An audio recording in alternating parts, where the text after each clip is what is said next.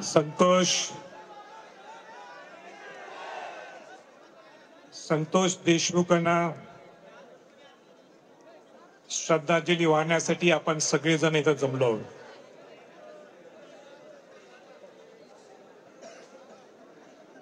आता लोकशाही निर्माण झालेली आहे आणि लोकशाही निर्माण झाली असल्यामुळे मी मनोज जरांगे पाटलांना सांगितलं की तुम्ही शेवटी बोला, मी अगोदर बोलतो. पण त्यांनीही त्यांचा मोठेपणा दाखवला की संभाजीराजे असतील मोठे, पण त्याच्यापेक्षा मोठं ते घराणं आहे आणि म्हणून त्या घराण्याच्या वतीने सुद्धा मी त्यांचं मनापासून आभार व्यक्त करतो. संतोष देशमुखांची हत्या झाली, मी महाराष्ट्रात नव्हतो आणि मला असं वाटलं की आपण तिथं का नाही, महाराष्ट्रात लगेच पोहोचणं गरजेचं आहे. आणि महाराष्ट्रात पोहोचल्यानंतर पहिल्यांदा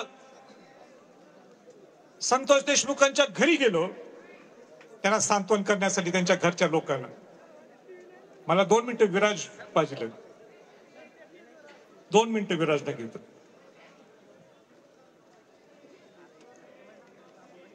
हा विराज संतोष भाऊंचा मुलगा.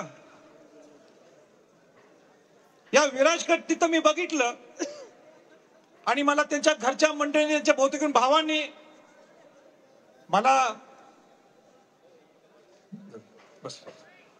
फोटो दाखवला. ज्या पद्धतीने, ज्या क्रूर पद्धतीने त्यांना मारलं गेलं, हत्या केली. या शिवाजी महाराजांच्या घरात सुद्धा माझा जन्म होऊन सुद्धा मला ते बघवलं नाही, मला पावलं नाही. ते मी गैरून गेलो. हे महाराष्ट्र आहे? हे शिवाजी महाराजांचं, शाहू फुले आंबेडकरांचं हे महाराष्ट्र आहे का? काय आपला अधिकार होतो? हे संस्कार शिवाजी महाराजांनी आपल्याला कट दिलेत का? ही दहशत, म्हणजे ज्या पद्धतीने, ज्या क्रूर पद्धतीने मारलं गेलं आणि त्याच्यावर आजही निर्णय होत नाही, हे दुर्दैव आहे, हे दुर्दैव आहे. मी जास्त काही बोलणार नाही, आज मी मुद्देशीर बोलणार आहे. आणि ज्यावेळी मी त्या घरच्या मंडळींना भेटलो, बोललो, त्यांच्याशी चर्चा केली, अनेक लोकांनी आपली मतं व्यक्त केली तिथं. आणि त्या एकच निर्णय मी घेतला, एकच निर्णय मी घेतला. तो निर्णय हा होता आणि सगळ्यांच्या समोर जाहीरपणाने मी त्यावेळी बोललो की हा जो मोरक्या आहे, त्या मोरक्याचा आश्रय देतात जो कोण आहे तो धनंजय मुंडे. मी नाव घेऊन सांगतोय, नाव घेऊन कोट घेऊन सांगतोय. छत्रपती केव्हा कोट करत नाही, तरी मी कोट घेऊन सांगतो, तो आश्रयदाता धनंजय मुंडेला मंत्रीपद देऊ नका, हे मी त्यावेळी सांगितलं होतं.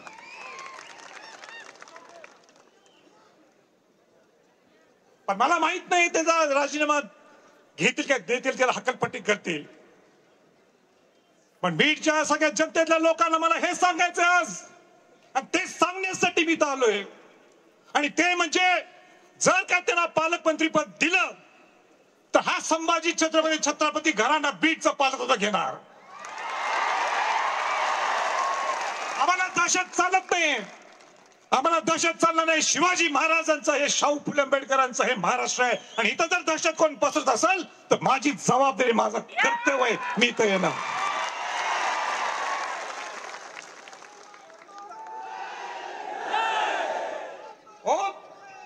काय चाललंय, काय चाललंय? आपल्याला बीड बिहार करायचंय का? बीड बिहार करायचंय? मग आपल्याला इथं सगळ्यांनी रस्त्यावर उतरल्याशिवाय आपल्याला दुसरा पर्याय नाही. हे महाराष्ट्र आहे आपलं, बीड आपल्याला, हे बिहार नाही आपलं, हे महाराष्ट्र. बीडवर आमचं प्रेम आहे. हो, तिथं 19 दिवस झालेले. किती दिवस झालेत? 19 दिवस झालेत. आरोपी सापडत नाहीत. ते 3 आरोपी सापडत नाहीत अजून. आणि त्यांचा मोरक्या, मला शब्द हा मी धरून घेतला, हा मोरक्या त्यांचा आहे. कसा मोरक्या आहे तो सगळ्यांनी इथं व्यक्तींनी सांगितलं.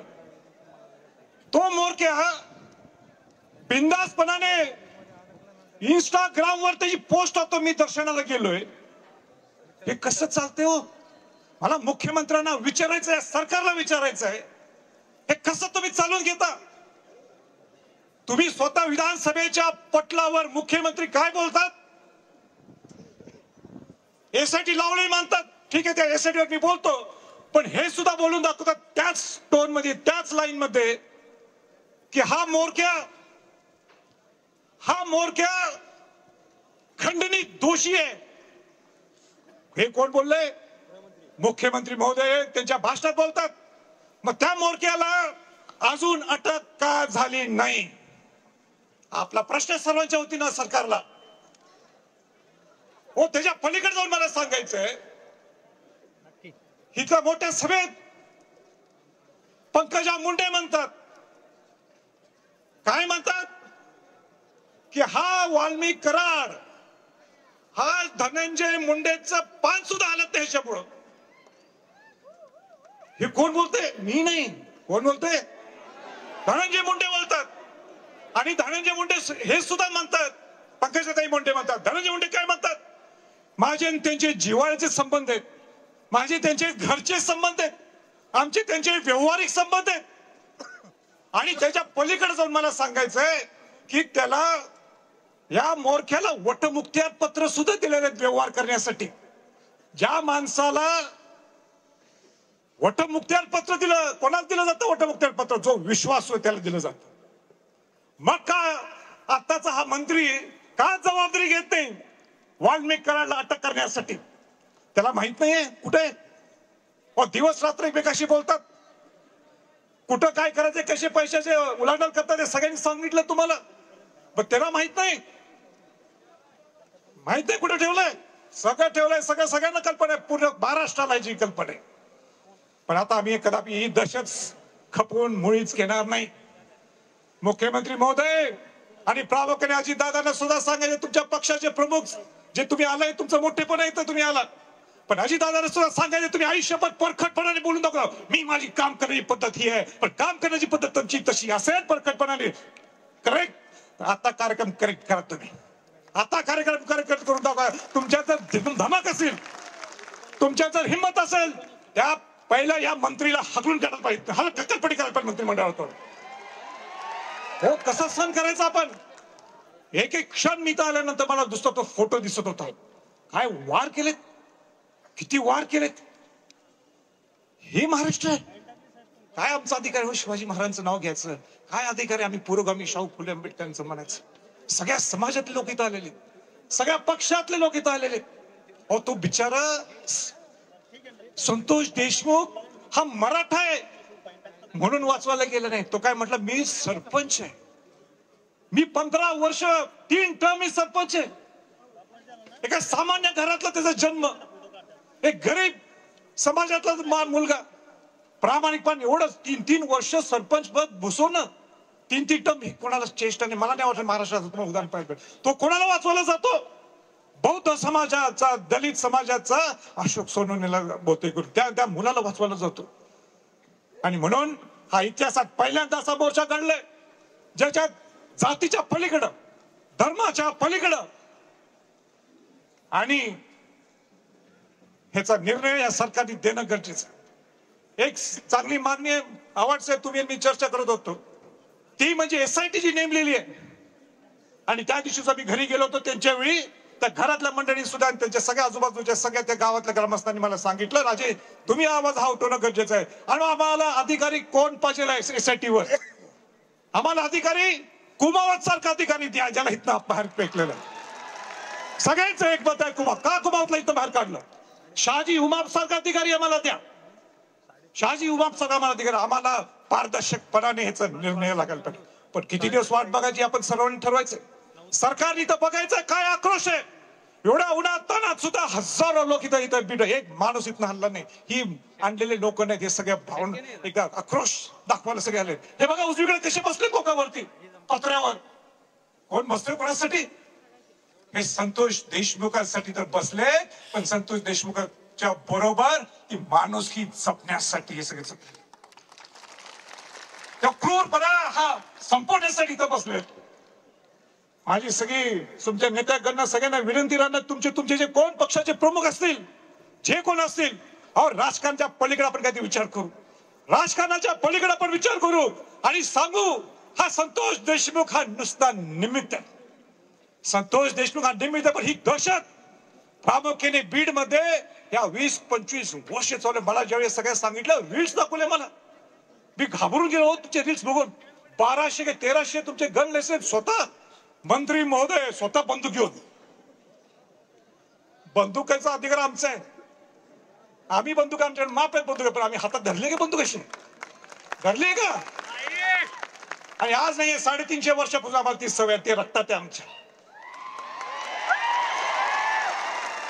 रक्तात असून सुद्धा ही भाषा नाही किंवा किंबहुना कोणाला तलवार दाखवणं किंबहुना बंदूक दाखवणं आम्ही आयुष्यात करू शकत नाही. ते सुद्धा लोकशाहीत त्यांनाच मंत्री पडत देता तुम्ही. ह्या रील्स बस शेवटचं हे सगळ्यांनी ठरवलंय, ह्याच्यात जर मार्ग निघाला नाही. मनोज जरांगे असतील, सगळे मंत्रिमंडळ, सगळे त्या माजी मंत्री असतील, आजी मंत्री कोण आहेत, बाकी सगळे आमदार गण असतील, सगळ्या पक्षातले लोक असतील, सगळ्या समाजातले लोक असतील, आपल्याला ह्याच्यातनं जर नाही न्याय मिळाला तर शिवाजी महाराजांचा, शाहू फुले आंबेडकरचा विचार आपण बुडीत घालणार.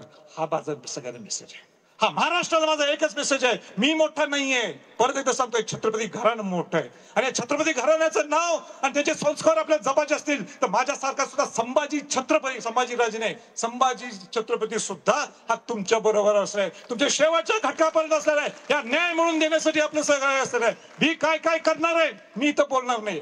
ते विराजला माहित आहे, त्यांच्या भगिनीला माहित आहे, त्यांच्या भावांना सुद्धा माहित. मी त्या दिवशीच बोलून आलो नाही त्याला. मी तर मी ते बोलून मी छोटपणा करणार. मी जबाबदारी काय घेतली मी त्यांनाच सांगितलंय, बाकी कुठल्या नेत्याकडे मी पेपरला सुद्धा सांगितलं, बोलून दाखवलं नाही किंवा प्रेस मीडियाला सुद्धा मी सांगितलं नाही. आणि तो जो दिलेला शब्द माझा ताई आणि विराज हा माझा शब्द आहे. आणि परत एकदा आपल्याला सगळ्यांना श्रद्धांजली व्हायची आहे, पण कोणी इथनं हलू नका, बाकी सगळे संयोजक सांगतील. एवढं बोलून थांबतो. जय हिंद, जय महाराष्ट्र. धन्यवाद राजा. यानंतर सर्वजण जागीच उभा राहून संतोष अण्णांना श्रद्धांजली अर्पण करतील. सर्वांना नम्रतेची विनंती की आपण आपल्या जागीच उभा राहायचंय.